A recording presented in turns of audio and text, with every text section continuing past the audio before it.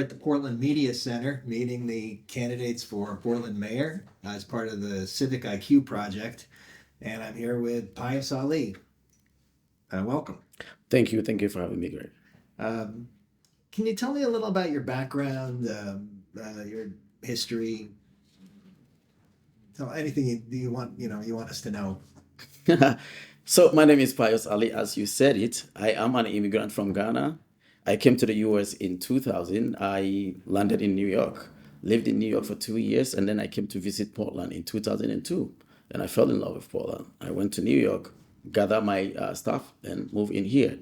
Interesting enough, the friend who I came to visit used to be a student in this building at Main College of Art.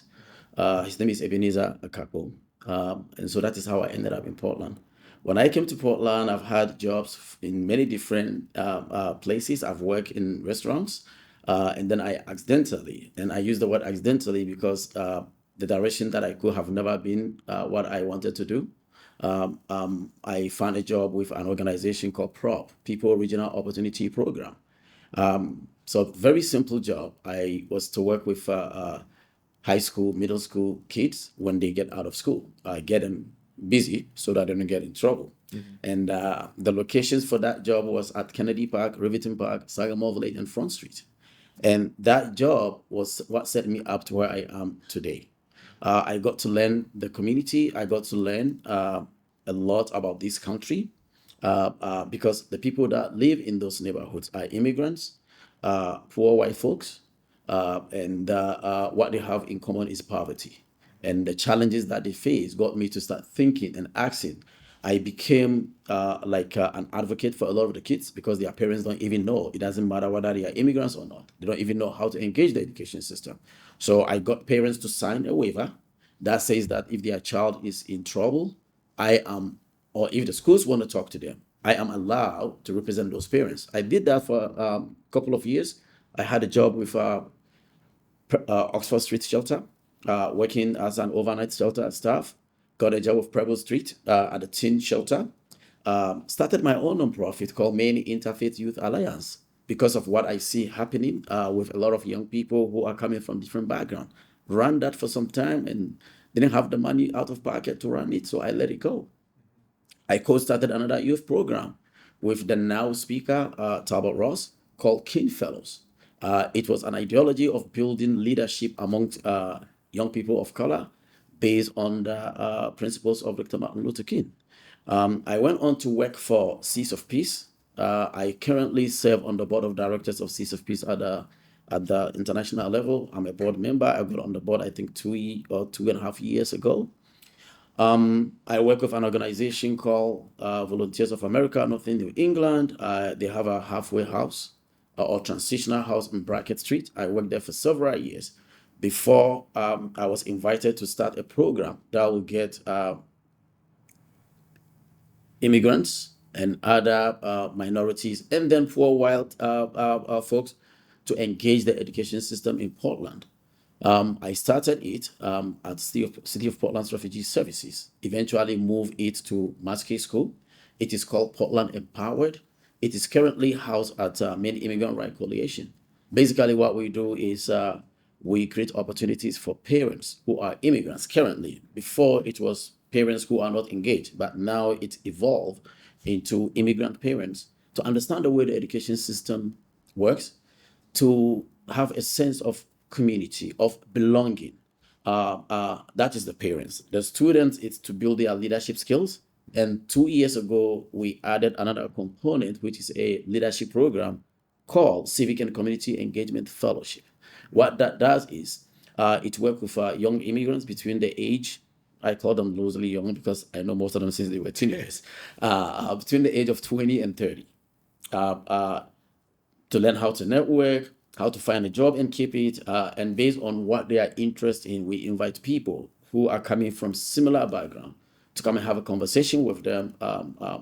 So that is what I have done over the years. I should have mentioned that you're also a city councilor and a former school board member. Yes. Yeah. When I started I've been volunteering in the schools for a long time. And then when I got to, when I started that organization, which worked with education, I got connected to other similar organizations across the country, and I got to learn some of the challenges in education that I was not seeing because I go in as a volunteer. So that got me to run for school board in 2013.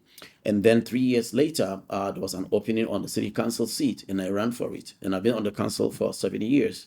I am currently the longest serving city councilor. I've been on the council for 7 years. The closest is the mayor, which is 4. She's been on 4 years. Anyone else is 3 years, 2 years, and 1 year. I am the mayor pro tem, which means that if the mayor cannot officiate meetings or she cannot attend any public event, she asks me to. I joke to people that I'm the part-time mayor or the shadow mayor.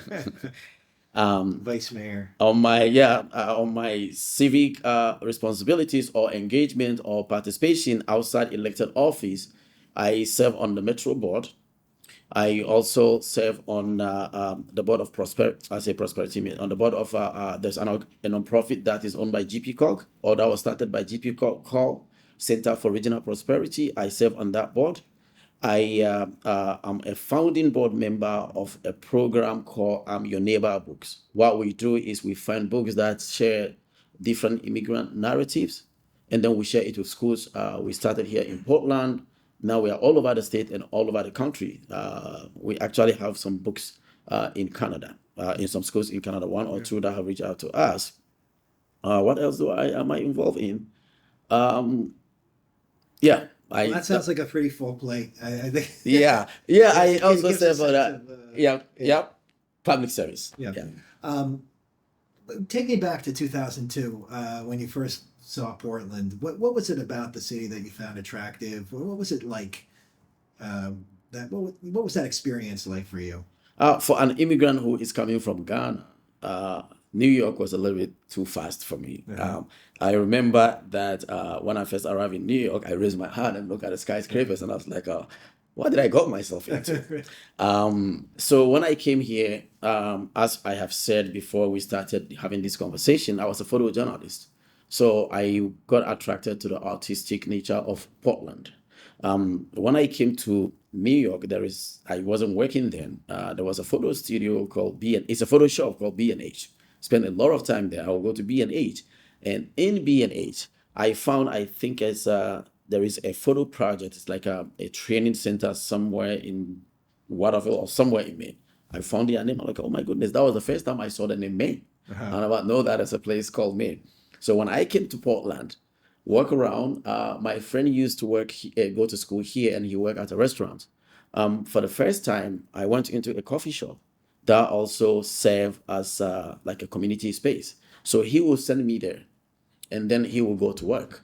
I've forgotten what it was called, but it was at the top of where most music used to be. It was like a small space. Sure. It was a coffee shop, and when you go in, there's newspapers, there are books, there are people just sitting down and talking. That and the sense of community, the sense of the small town, where you get to, if you walk up the street a couple of times, you'll see the same faces, you'll say hi to people, and people talk to you, people were more friendly. I realized that at that point in New York, I was just a number. But here I was someone that that could engage, that could get involved, that can connect to the community that he lives in. Do you think the city has changed since the last 21 years? Absolutely. I was having a conversation with someone when I was conversing yesterday, and the person said to me, Pious, I've lived here all my life, and this city is changing drastically. And I said to him that I've been here for only 21 years. Actually, I'm not fully 21 years yet actually 21 years is this year. And I said to him that, and I've seen the city change. Sometimes you don't see the change because you are theoretically part of it. You see a foundation being built, you see something being put in place, and then when you pay close attention, you go like, when did this thing got to be here? It's been here, you've been seeing it every day. And then the people, the diversity, the restaurants, almost everything about when people ask me, I say that when I came to Portland, it was a city that had been in a very deep sleep, and it was waking up. And now Portland is fully awake and walking. Yeah. So I want you to sort of look ahead. Imagine 10 years from now. What do you see? How do you see the city as different? What's your vision for the city, and what should we be doing now to achieve that? vision? I think we need to take a step back from where we are now and look at, I don't remember word by word what our comprehensive plan says. It says something like we are going to be a city that is welcoming to everybody. We're going to be a city that will meet the need of all our residents. And we are going to be a city that will create a thriving environment for business. So what we need to do is take a step back and ask ourselves, are we that city? If we are not, what are we going to do to get there? If we are able to answer these questions and put something on paper, I think 10 years from now, we will be the perfect city and the wonderful city that Portland is supposed to be. And Portland have the capacity and the ability to do that. As you know, there's been a lot of controversy about the nature of the job of mayor. We didn't used to have one. Then we had one, and people are dissatisfied with the way the job is constructed. And we had a charter commission and proposed changes that the voters turned down. And Right. so here we are. And I guess as somebody who was running for mayor, what is your sense of what is the job of mayor in Portland, and how does the mayor influence events in our system? Yep, I think the current mayor, as is structured, have a lot of limitations and also opportunities. The mayor, in my sense, is like so. I'm going to take a step from the mayor, move away from the mayor, and look at the city in its entity and the city government, the council. I see the city as a three-legged stool, right? I'm sorry, so what? Three-legged stool. Yeah. One is the council, one is the city staff, and the other one is the public. And as the mayor of Portland, you should be able and have the ability to engage all these three components. How are you going to do that? Depends on how you look at it. It's the political face, but it's also supposed to be a convener and somebody who build consensus based on what it is in the charter. I think I am thinking out aloud the other day that because of this mayoral race, people are asking for, let's have forum here, let's have debate. And I said, do people even know the limitations of this office that they are asking people? If they are going to have a civic conversation like this, that is great. But if it's a policy, how do we call it, debate, where each of us will say, I'm going to do this, I'm going to do this. Well, you can list all aspirations that you want. They are aspirations. You should be able to work with the city manager and your 8 colleagues to be able to move anything forward. Even if it is to put a stop sign in a corner of a street at a neighborhood.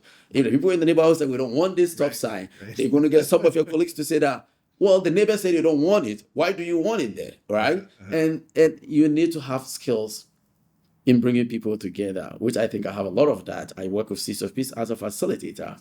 I think I'm good enough for them to put me on the board of directors. So, yeah.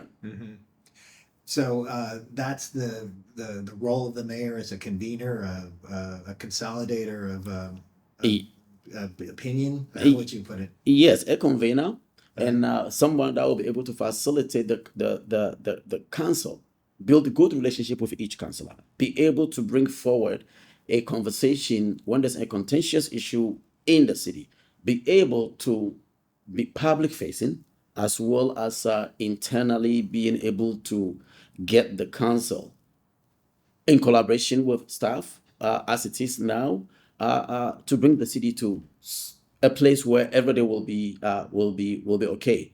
There's a saying that I created which says that disagreement does not make us enemies. It just says that we are partners with different set of values, and if we agree to give up something in return for something, we will all get somewhere where we will be okay. We'll not be fully agreeing that this is where we want to be, but it's a good place to start. So whoever is the mayor should be able to do that. Mm-hmm. When there's an issue that is contentious, the mayor should be able to listen to both sides and be able to guide the council to some sort of consensus. You will not always get that because councillors are human beings. There's emotions, there's solid beliefs where someone will say, this is a line that I will not cross. That is okay, but you don't fight with them. Mm-hmm. You'll find a way to work with everyone and work with staff and also be the face that will go out in public and say that this is what we did and this is why we did this. And this is why it is important, because you already have engaged them. When I got on the council, I made a recommendation that has still not been fulfilled yet, which was that we do a lot of, how do we call it? We send out emails, we do press releases, but we don't necessarily engage the people that we lead. Because engagement is a two-way street. We wait until there's an issue and people get angry and they line up in front of us. So I made a suggestion to create an office of citizenship engagement. Right? When there's an issue, that office, even before, because sometimes the council sees something coming or city staff sees something coming. If we have somebody, whether it is one or two people in that office that have built relationship with the city, they could go out and start having conversation before people get angry, before emotions got high. They've already have that conversation. And then when it is ready to be in the front of the council, these individuals or this office may have already set the platform for the council, the manager's office, and the public to have this conversation. So you've been around for 3 different mayoral Right. experiences, and very different people, Yeah. different approaches to the job. Is there anything you've seen from the 3 preceding mayors that you would like to emulate? Is there anything that you hope to avoid? What have you learned from the evolving role of the mayor? Right. One of the mayors, too, for the records, I wasn't on the council. Oh, you weren't on the but I council. was on the school board. Right. So I observe it from a distance. Yeah. Right. I think what I hope, if I am lucky and privileged enough for the people of Portland to vote for me to be the mayor, what I hope to be is a merge of all 3 of them. Each of them have a lot of skill, a strength, and they also have their weakness. That is why I gave the example of the 3 stools. A city needs a leader, and that is not the role of the city manager. A city needs a leader that they see all the time, in time of celebration, in time of crisis, and in time of anything, with no agenda of pushing any policy when they go out to meet the people.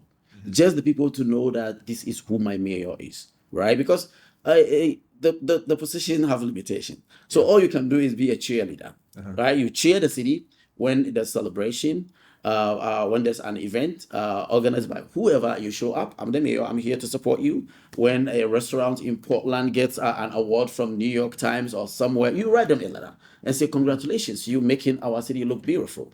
And it goes on and on. And also you should be able to have good relationship with your peers, because you are 1 vote out of 9, 1 out of 9, including you. It's not that there's a separate office for the office of the mayor as we have in Westbrook and other part of the state. You are part of the council. I have said this publicly, so I can say it again. The mayor's office is a glorified at-large city councilor.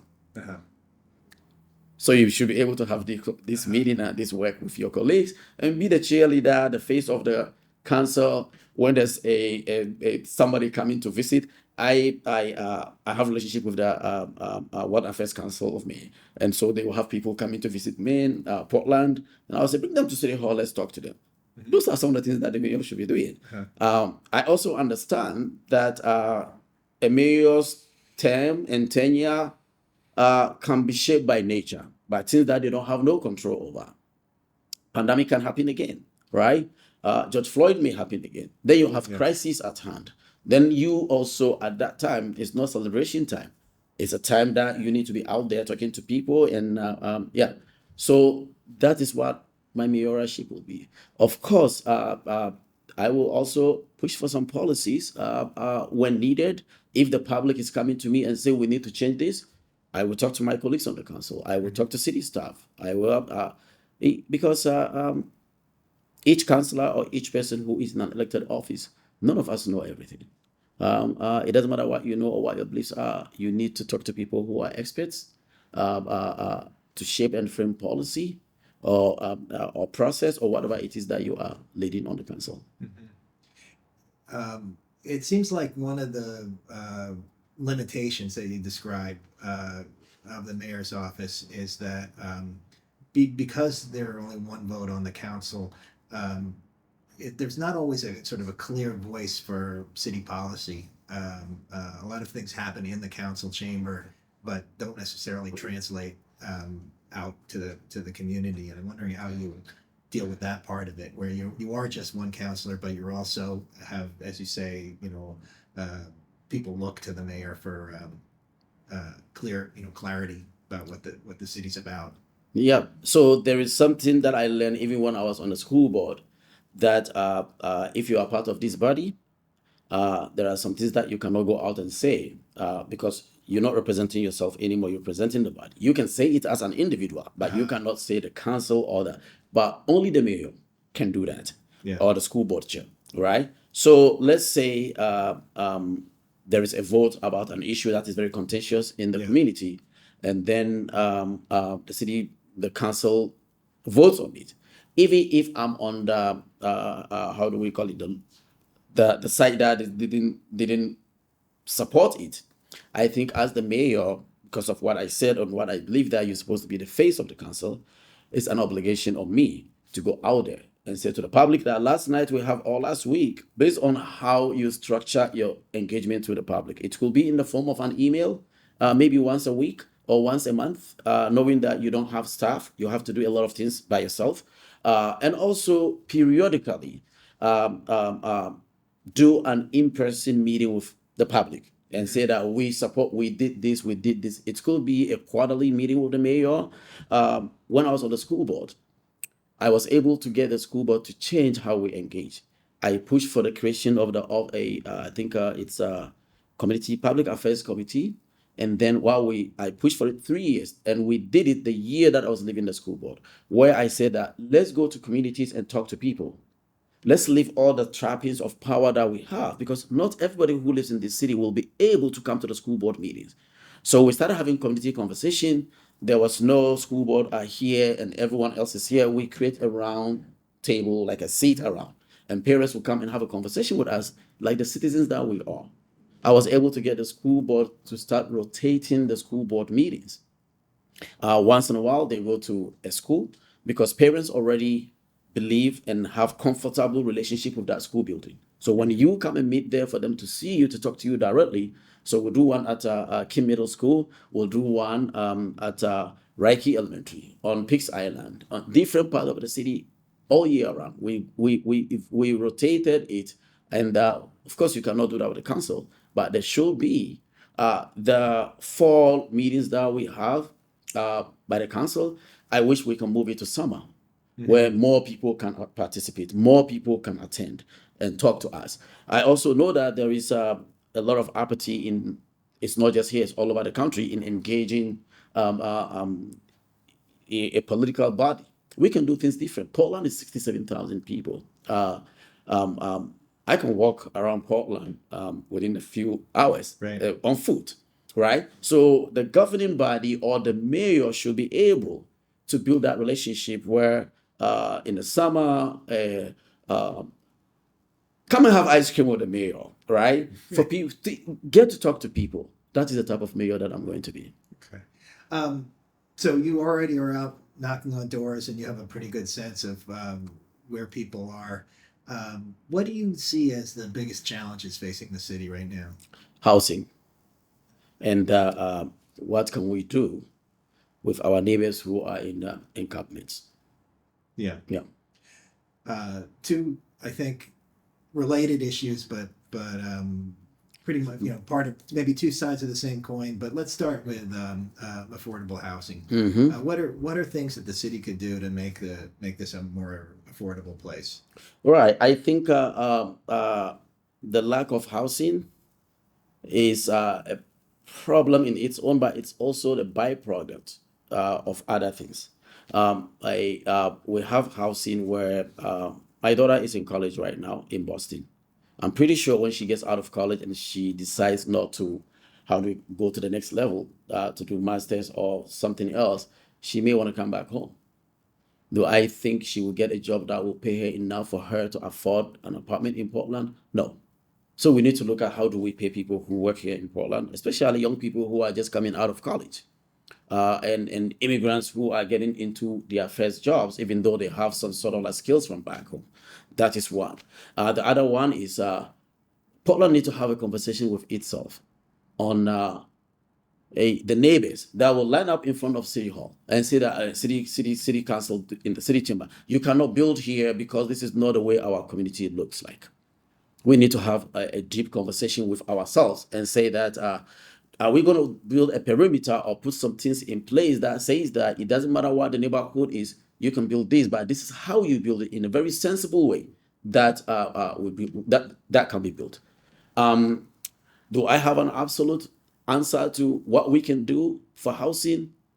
No, because it's a very complicated issue. But I have an idea. A few years ago, when I was on the housing committee, I chaired the housing committee. I wasn't the chair then. Councillor Dustin was the chair, and I was on it with Councillor Cook. We asked city staff to look at the lands, every land that the city owns. The then city manager said to us that, well, you cannot build on all of them. We said, all we are saying is bring us all the land. Yeah. A map was created, and we look into the map. A couple of things came out. If you drive on Commercial Street, there is a building that was built there.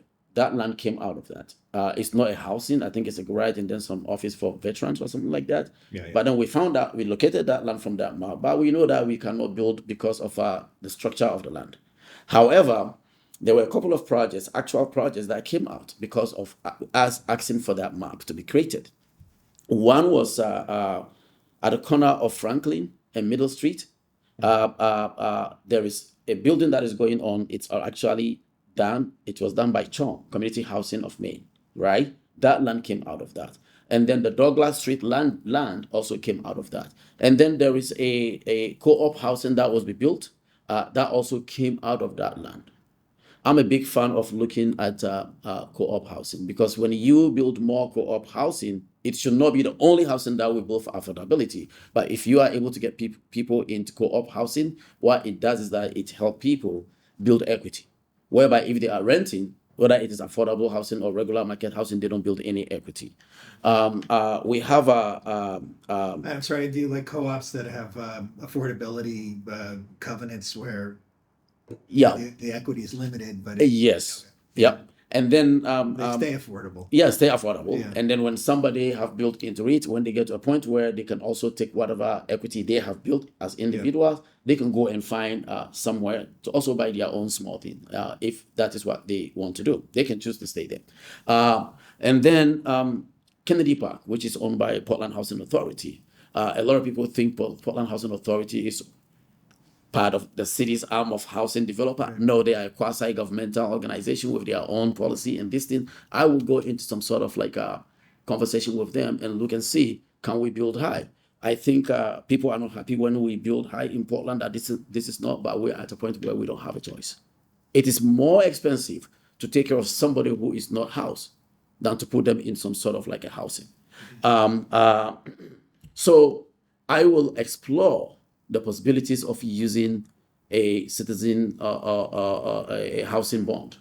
How much, I don't know yet. I will have to talk to city staff because they are the experts on how much bond can we put out there, and then work with people who are into development. But I will focus more with people like Portland Housing, if they are open to building high here at Kennedy Park and in other parts of the city that they have properties. So those are some of the things that I would work. If you had a successful bond, would the city be the developer? Would the city send out requests for proposals? How would you engage? I don't want the city to be a developer, even though there are models somewhere that have been successful in some European countries. There is a blog. I was asked to give a suggestion for a podcast. I don't have it off my how do you call it, on top of my head. Yeah. There is a podcast that I listened to, or it's a book or something, some audio thing that I listened to. Somebody posted online, and then I went on to buy one, and I listened to it on the first, I think, municipal owned housing in Chicago. I've forgotten what it's called, but it's an interesting thing for me to learn where I am coming from. If I want to buy a house, the American housing system still is an interesting thing to me. Yeah. In Ghana or in some parts of Africa, now they've also started doing mortgage. If you want to buy a house, you buy a land and you build your house. But then here, for hundreds of years, somebody will own a house, and I will hear that it's still owe money on that property that they've built 30 years ago, right? Yeah. So I don't want the city to be a developer.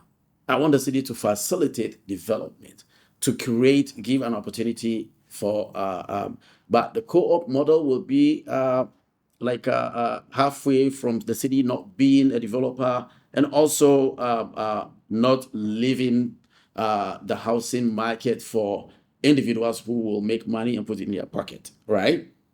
By creating opportunities for people to build equity. So the way it will work is theoretically, from where I'm sitting until I talk to experts, is that I hope that the city will look at, will make RFP, people will respond, and we'll look at the proposals in our front.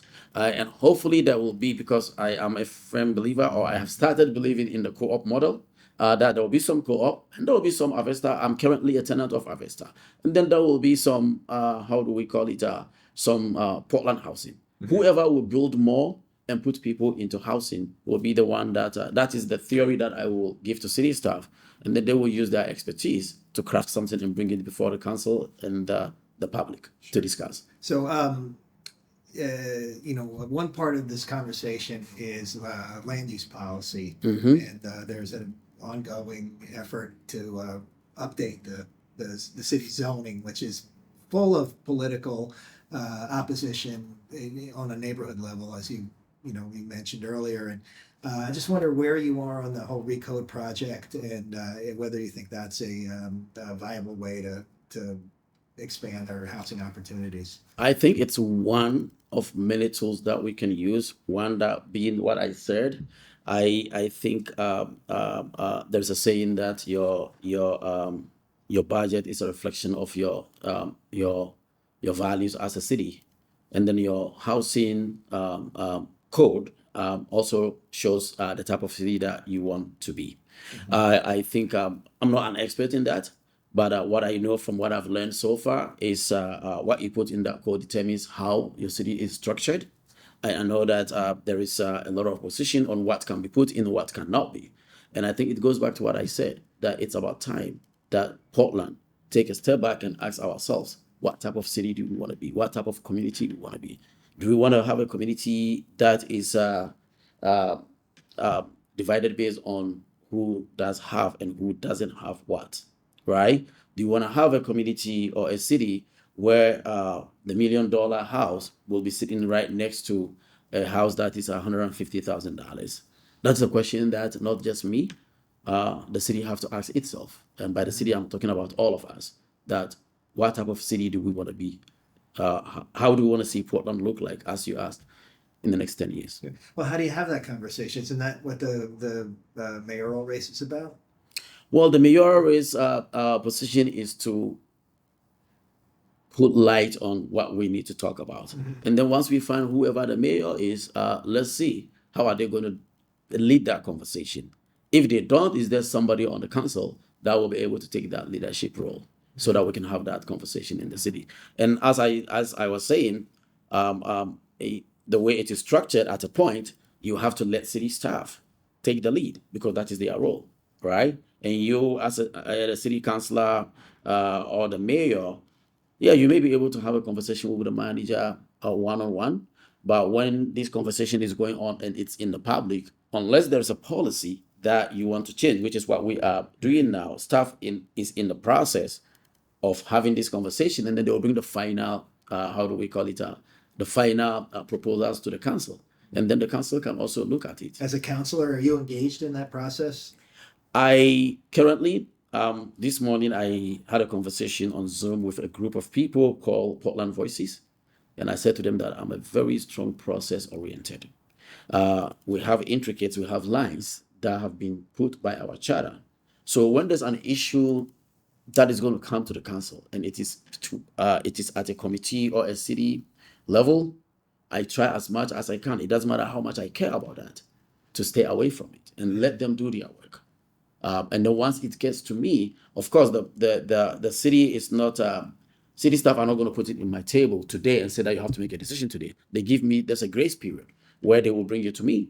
And when they are doing, they will give us update on this is where we are, and then say to us that in about a month you're going to have, then I will look into it deep and I will talk to people that I consider to be experts Like I said, you cannot be expert in everything. Everything. And then seek people in the community, both those that I will agree with and those that I may not agree with, based on the way they look at things. Have a conversation with them before I go to my decision making, and then I will make recommendations or give feedback to city staff on what I think needs to happen.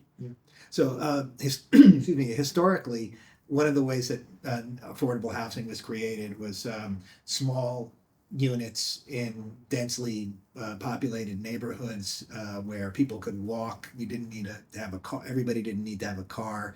Their services, stores, and other employers are all within walking distance of the housing.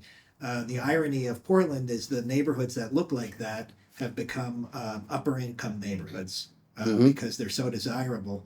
But the land use policy doesn't let you replicate that in other areas. And I'm wondering, in terms of when you think about affordability, do you think about that kind of walkability and different kinds of transportation, how that affects people's ability to afford Afford housing? that? I think gentrification happens, whether we pay close attention or not, and it will happen in so many ways, right? Yeah. That walkability, I know that you said that in Portland it is not easy to do that, right? To replicate it somewhere else in Portland. But there is this movement is it called small town or something? There are neighborhoods. There is this neighborhood idea where in each neighborhood they try to have restaurants, they trying to have small shops, they trying to have what we need to look at is in those neighborhoods, are we going to let neighborhoods stay the way they look, or are we going to have a conversation on that? Is what I mean by let's look at ourselves as the city of Portland and say, how do we want to look like? Who do we want to live where, right? So I don't want to mention any neighborhood, right? But let's say neighborhood A only have a lot of single family homes, right? But then they build shops, small shops, typical of Portland or New England towns. Small shops, pizza shop is here. There's a salon here that does the hair and barber. There's a cobbler somewhere in the corner.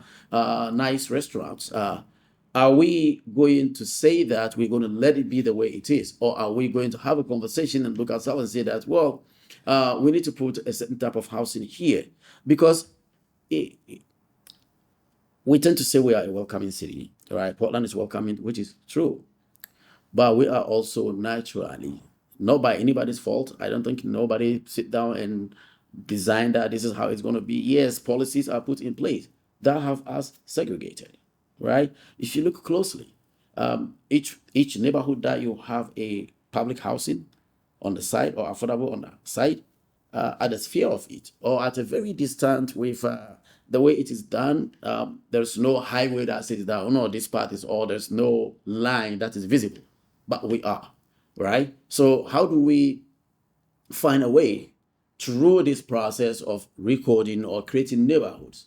How do we have a conversation on what is possible in Portland?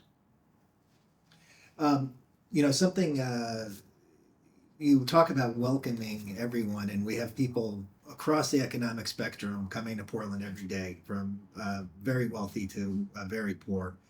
And how do you welcome new people without growth? We haven't really grown in the last two censuses. The total population of the city stays the same, even though we can see with our eyes that new people are coming all the time.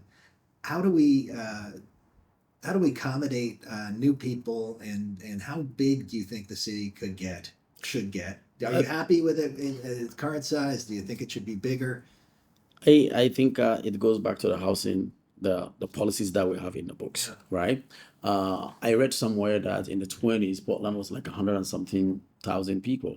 When I was talking to someone, he said, well, in those days, they're having more kids. Right. And I said, yeah, but the kids live in a house, right? They live somewhere. Why can't we do that now, right? It's because of some of the policies that we have in the books on where you can build and how you can build.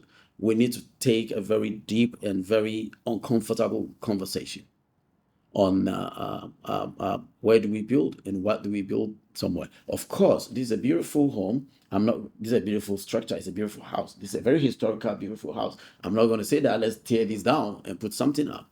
But in places that we can, we should have that difficult conversation. Or do we want to put this here? If not, why? If yes, why? Okay.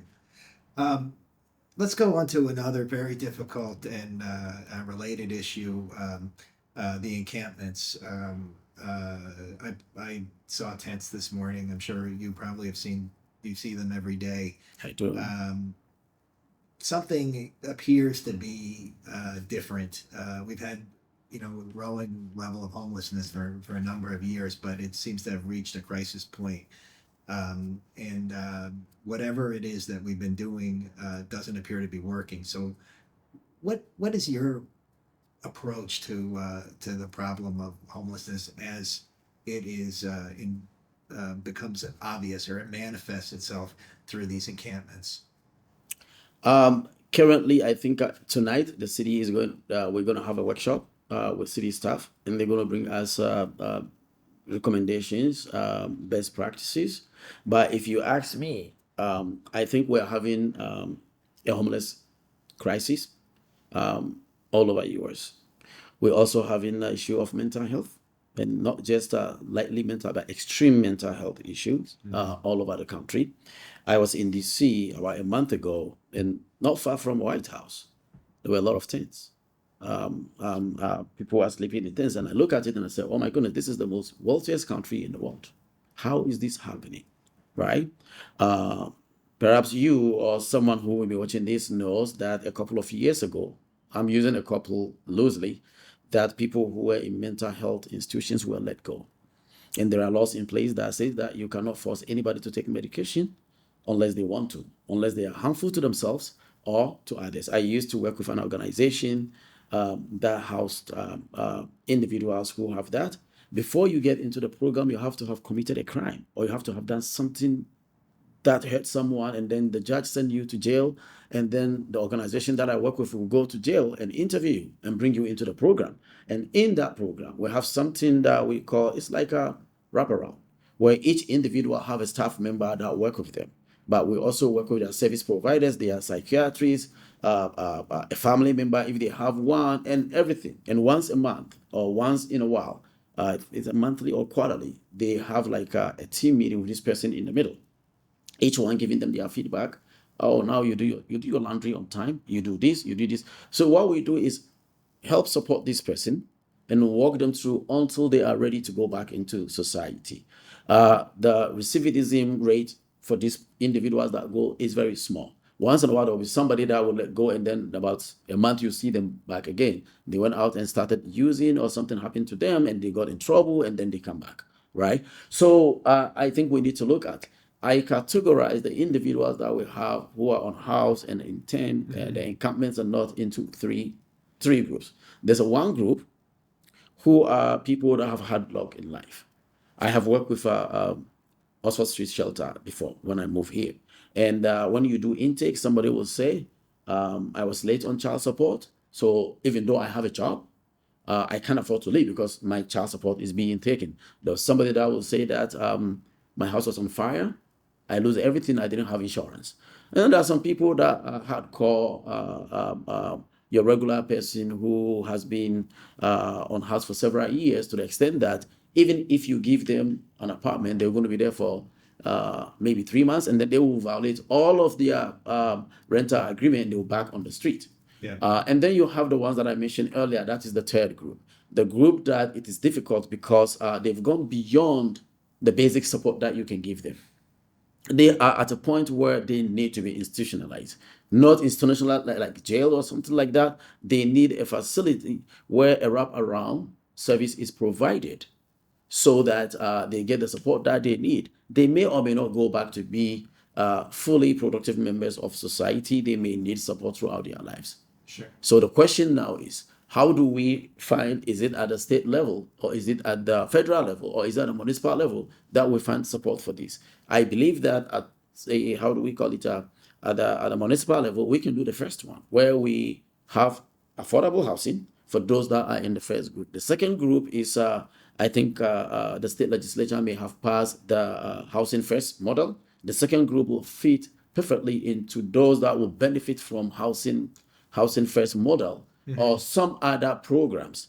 And then the third group, we need to have also look and see what is possible, but it's going to be difficult. I mean, housing first is not a new idea, and we have very good examples locally of it working. Logan Place. The stumbling block is always money. Yes. And who's going to provide the services, and that is going to always be a challenge on a municipal level. I just wondered, like, where does the local municipal responsibility begin and end? How much can we do? Yeah. So that is why I said that the first one, which is just people that you need to put into affordable housing, emergency issues, and that one is easy. We can do it. We can build more. It comes back to that policy around housing and where do we put our money, right? The second one is the housing first, which also needs money. So in Portland, we need to talk to the state. Maybe tonight when we have that conversation, the governor just created the Office of New Americans. I think there's something about housing, but I hope and wish that at the state level, the governor and the state legislature will look at what can be done for that. I think they just passed the housing first, but can we put in more money so that we'll have more of it? Because obviously, what we are seeing on the streets in Portland, and I'm sure that soon in some other parts of the state, I read somewhere that I think it's Bangor or something is going to pass a policy to look at encampment. So the encampment is not just happening here. Yeah. But how much do we need to put into place to do more of the housing first, give some support to the individuals who are giving services like Purple Street and other organizations, both here in Portland and across the state. How much money do we need to give them and find the money from somewhere? And you don't know what that number is. I don't know what that number is.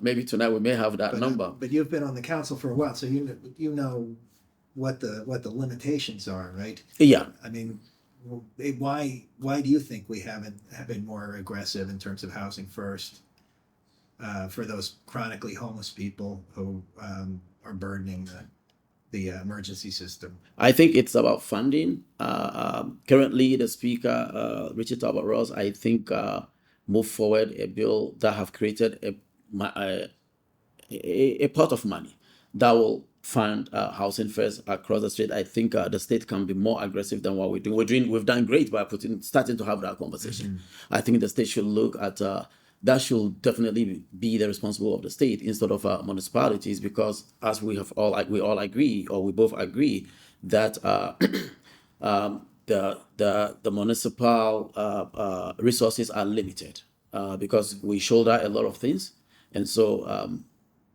the state need to do more than what we are doing as a state. Okay. Yeah. Let's go into a somewhat related problem to what we've already been talking about, but the asylum seekers. Right. This is a destination among many other cities in the country. We're not the only one. Sometimes people get the impression that Portland is the only place that asylum seekers are coming to. But clearly, it's a failure in federal policy to deal with immigration in a rational way, and has created these bottlenecks for people who are trying to get here. And how do we welcome and accommodate people who are coming here who don't have the ability to work, who have great legal needs, very complicated, have to navigate a very complicated legal process? What is the city's role here? The city's role, and I'm glad that the governor have created the Office of New Americans. What that will do is that it will lift some of the burdens that is, I don't want to call it burden.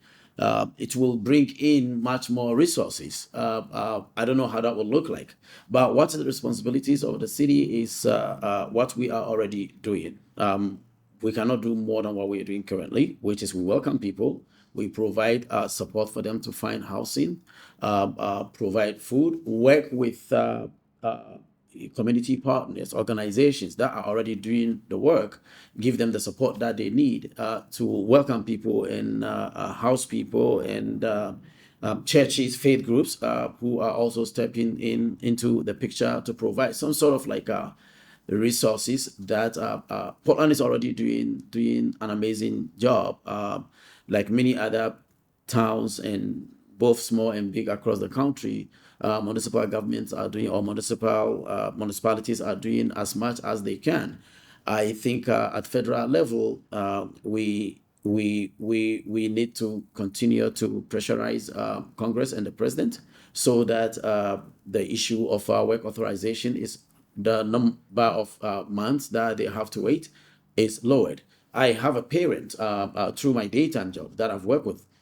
These parents have been part of my parent group since I started this group 12 years, right? He called me about a month ago and he was crying. And then he said, "Thank you for everything." I said, "What's going on?" Because he was literally crying. He said, "Today my asylum was approved." Right. 12 years. 12 years. He bought a house in Biddeford. He doesn't live in Portland anymore. He currently serves on the board of my organization. He bought a house in Biddeford. He had worked as a swim coach. His background is in accounting. When he was back home from where he came from, he was an accountant for huge international nonprofit. He does evaluation. He always joke with me that I'm going to evaluate your work. And then I'll say, that is what you love how to do. You feel free to evaluate my work. Yeah. So I think we also need the public need to look at these individuals as assets instead of what we are looking at them. The city of Portland alone have about 200 and something vacancies, right? Some of the things that we do, I know somebody who can do that job, but because of the limitations of the whether they can work or not, they cannot. And then municipal governments are spending money on them, and it takes a long time for them to be able to even start working. I I think it's a Representative Pingree and Senator Collins have a bill that I think, if it's able to pass, will be helpful to cities like Portland that is desirable for asylum seekers, so that the number of months that they have to wait will be lowered, and then they can work as they are waiting for, whether it is 10 or 12 years. My friend, the one whose story I shared, I've been in Maine for 12 years. I think the first 3 or 4 years, he didn't even have I remember every time he would come back to me, he said, "I went to the immigration court in Boston. They denied it. Or they said I should bring this paper." Eventually, he got his work authorization. It was not approved. He has to go through several times. I have written several letters through his lawyers to support him and share the type of leader that he is in the community, some of the good work that he's doing with kids and parents, and then eventually he got it back. Before the 12 years, he bought a house. 3 of his kids went through college. He paid for some of them out of pocket. Right. So that is the type of people that we have here. We have to start looking at them as assets who are bringing in skills and who are going to fill in some of the vacancies that we have in our, how do we call it, in businesses and offices, both government, nonprofit, and the private sector. Yeah. Yeah, and on the municipal level, do you think there's not much more that we can do?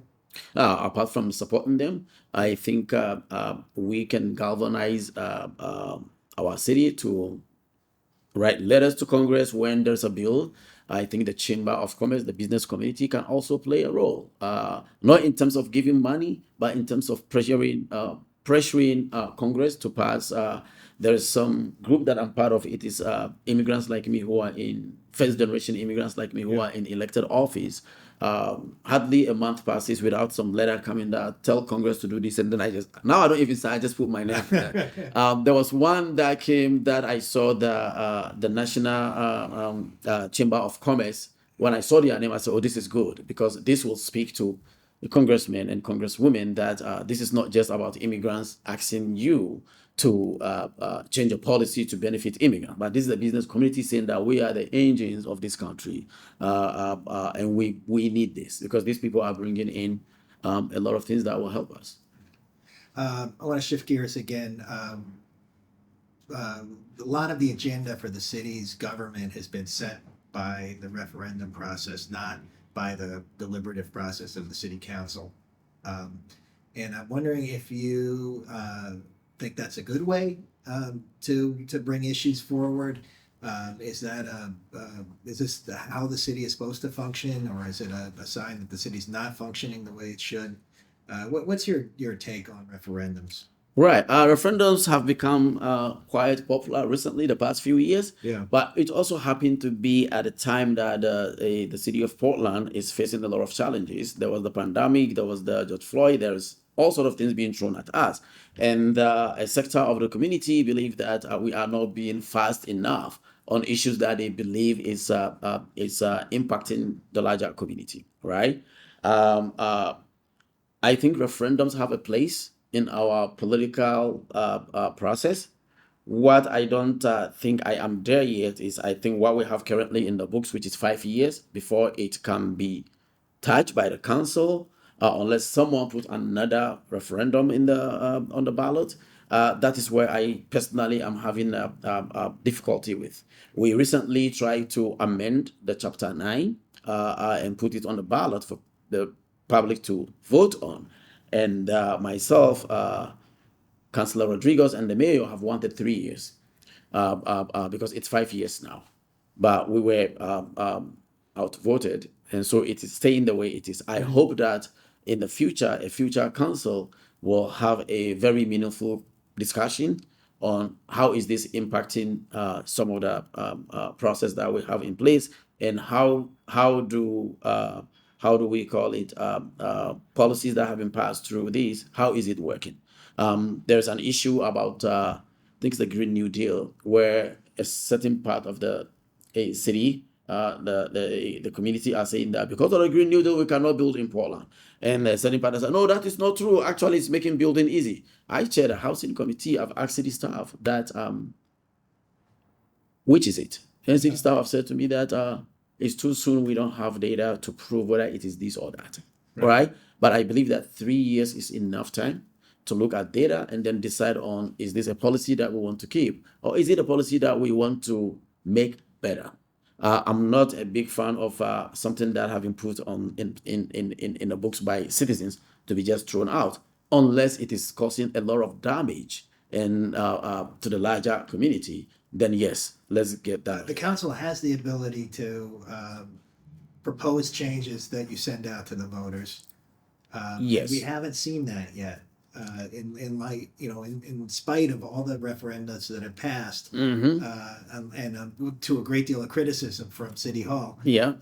But we haven't seen the council say, well, this is how we can make rent control work better, or this is how we could make one of the the building standards, the Green New Deal, better. And is it just because it's unclear about whether they're working, or why haven't we seen that? Oh, you mean the council have not touched it, take it after it's been passed? After it's been passed, the council could send changes back out to the voters. Yes, I think I did ask it may be the city manager because she was previously the corporation council just before we took a vote recently, and what I was told was that historically it's never been done.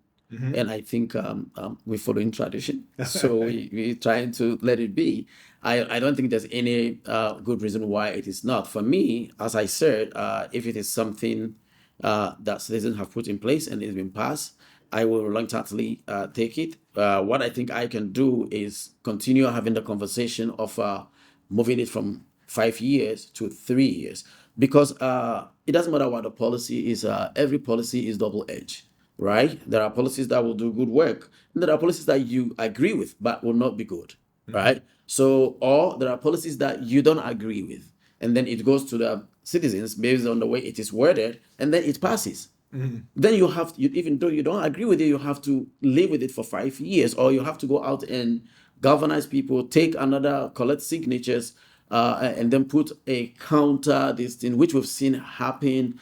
And anytime that happens, it creates more division in the city. So I think the 3 year limitation will make it much easier. Can you do that without changing the charter? Yes, you just have to put it on the ballot. Put it on the The ballot. the councillors will say, we want to change this to the chapter 9 to 3 years, and then you send it to voters. And if voters approve it, then it's law. So one issue that's been up for a referendum vote multiple times is short-term rentals, and sometimes the advocates will put out an issue and or a question, and the landlords will put out an opposing question, and but we haven't really heard from the council what the best policy is, and I guess that's my question for you is what do you think of the state of regulation of short-term rentals now? Do you think it's a problem in terms of housing availability? And is there anything the city could or should be doing to address it? What I believe or what I think we could do is pass a policy that says that short-term rentals should only be done by people who owner occupy, whatever it's called. I am a firm believer of that. However, there's been times that I have publicly said that this is going to be one of the things that I want to see happen, right? But a survey of my colleagues on the council shows that there's no enough support for that. And as I said earlier, my leadership is not in a way that you bring things forward so as to make we're not Congress. This is Right. Portland, Maine. You don't make your colleagues look that bad because they don't agree to do something, right? Yeah. I will let people, when it happened to be in front of them, or when they are questioned like the way you question me, I will let them answer it that way. But I will not bring something that will be that will be. I think the council is healing from previous contentious many councils, and I've sat. I know how it is like to be in a council that is very contentious. It makes the work very difficult. So I think at a point the council will have to look and see, revisit the policies that we have. If I'm the mayor, I will definitely talk to my colleagues and see if we can take that and look and see if we can turn And it. what will you say to them? What is the case that you would make? Yeah, I will say that I have when we canvass we hear it. People will say that this house and that house are all have been purchased by. There's a street that somebody said to me that this neighborhood have X number of houses by X number because we know every time there are different people coming in and they were purchased by people from out of state. So I will give them that example. If possible, I will say, go to this neighborhood and talk to the people who live there. Because when you are talking, you are sitting down and having a conversation. There was a time that I only said it on during council meeting that I will look into Airbnb, and I have like tons of email and phone calls from people who operate Airbnb. Most of them are saying that this is my lifelong savings, and this and this and this, and also it is only a tiny minor. If you want more housing, just build it, right? Which to some extent is true, but I also want to look into it and see that what can we do there to reduce some of the impact, the negative adverse impact that Airbnb is having. And I think by making it only as owner occupied, are we able to reduce that? Currently, if you rent an apartment from me, a 2 or 3 bedroom apartment, you are able to, if I agree, you are able to rent living one and rent the Yeah. two. So all of those need to change. And yeah, I hope that the council is going to change again. I hope that either way I'm going to be there. But I hope that the next council will be open to having this conversation. Yeah. Here's a completely unrelated question. There's talk about consolidating the high schools, and somebody who served on the school committee and spent a lot of time in the community. What are your thoughts on that? Can Portland continue with 3 high schools, and if not, where should the high Yep. school be? I have been part of a committee that was put together by the former superintendent, and current school board member Ben Grant was on that committee with me. I think we were the co-chairs, or there were some co-chairs, and we were just part of that. And there was a research that was done. It took like a year, and then the result that we got back was that you just have to adjust the way classes are filled, and there was some technicalities on why you cannot have you should continue to have the three high schools. I also know that schools like Portland High is a school that have a lot of history. And do I think we need one high school? I think we need a comprehensive high school in Portland.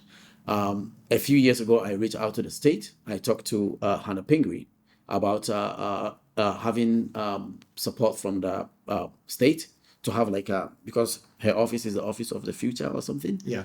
So I love the trades. Portland Technology High School. When I was on the school board, I used to visit there. I currently have a relationship with them. I go there once in a while. Anytime they have an event, they invite me. I do go. I have a lot of people in anytime canvas, and I've met people that are into building. Then they said that, listen, the kids these days, you give them a hammer, they don't even know how to nail a nail, right? Hammer and nail. And I wish we have a comprehensive high school that have your traditional high school, that have some sort of like student-centered learning like middle school or Casco Bay, and also that have something like Portland Technology High School in it, in one building. In one. Yeah, where location. students Yeah. with different type of learning will have what is it that they need, but it costs money. So still, we also need to look at that and say, what does Portland need? And have a very strong emotionless conversation with leave our emotions out and have an honest conversation ourselves. Do we really need three high schools, or do we need one beautiful comprehensive high school with all these amenities in them for our kids, because they are the future of our city, and we need to provide them with what they make them good members of our community. Yeah. Okay. This is a ranked choice election. I assume that when you go to the voting booth, you're going to put yourself as number one. Who do you put as two? I am still thinking. I know very well two of my colleagues. What I don't know is three of the individuals who are running. The fourth person, I have met with him once.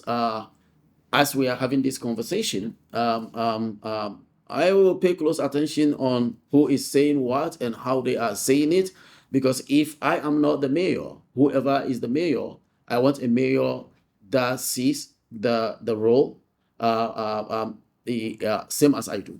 So all friendship aside, all having worked with someone for 3 years, I've known someone forever, I'm going to pay close attention on how I don't want to use the word competition, because we all care about Portland and we are trying to be the ones that will lead the city into the place that we believe. So my co-runners, I will pay close attention on how they see the role, and then I will decide on who will be my number two and who I will tell my people that ask me. Nobody have started asking me yet. Right. So for now, I'm just cheering for myself. Like, yeah, vote for me. Yeah. But as this process go through, I think I will land somewhere.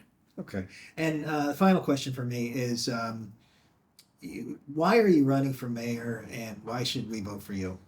Well, I think I've been on the council for 7 years. I've served on the school board for 3 years. There is a core working relationship between those two bodies.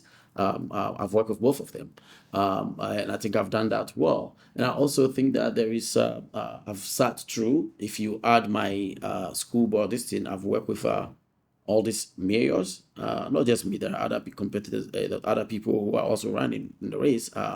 But I think what is more important is we need, this time in Portland, we need a leader who knows how to bring people together. Just like the way I described earlier, my view and my vision for the role of the mayor is what we need now more than ever. Our city have seen different kind of mayors the past 3 years. We face different challenges. We need a mayor that will be able to be a consensus builder. We need a mayor that will be able to work closely with the public, the staff, and the council. And I believe that I am that mayor. So please vote for me. Okay. Well, thank you very much, I Pious. hope we don't cut that part out. Yeah, thank you for coming in, and No, thank thank you you for for. putting yourself out and writing. Thank you for having me. It's an honor. I jokingly said to someone yesterday that when I left Ghana, I was coming to flip burgers in the U.S. And here I am. My name is on the ballot in the largest city in the state of Maine. It's been a big honor for me to take this journey and to come to this place where I am right now.